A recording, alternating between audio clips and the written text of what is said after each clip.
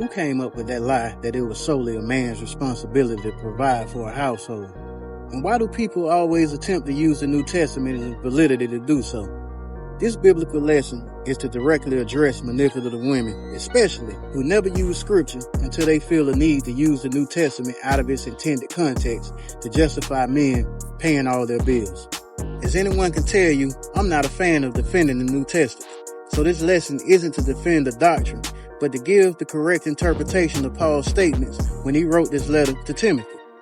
Now, as chapter 5 in 1 Timothy starts, it immediately starts giving instructions on how to treat older relatives. It talks about how to treat old and young women, widows, and children. Now, when it gets to verse 8, it says anyone who does not provide for their relatives, and especially their own household, is lower than an unbeliever. And I know most of you believe that this is a matter of translation. So let's go to the Greek.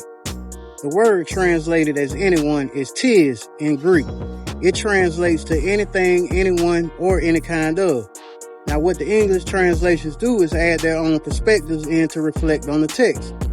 And this is why in the King James, the verse will read, "But if any provide not for his own, and specifically for those of his own house." Now, the NIV will give a more accurate translation.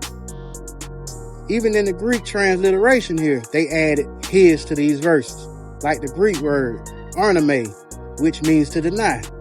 It isn't a masculine verb or anything referring to males, but since the Bible was translated by a culture where women had no rights to own property, they reflected their beliefs into these translations.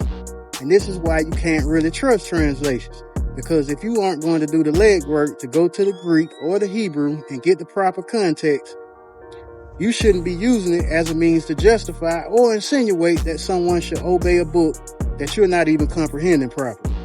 Because the average manipulative or misandrous woman doesn't even believe in the teachings of the Bible. When it's anything that holds them to a rule or higher standard that they refuse to follow, they will argue that the Bible was written by a bunch of sexist men. So how do you try to use a book as authority when you don't believe it holds any? Now listen. This is why most ignorant people in religion are hopscotch readers, which is why they can't tell me shit. Pulling out Bible verses like I don't live and breathe theology. And most haven't done the linguistic work to have the credentials to even speak on it. And that's not arrogance. It's just the truth. Cello the Great.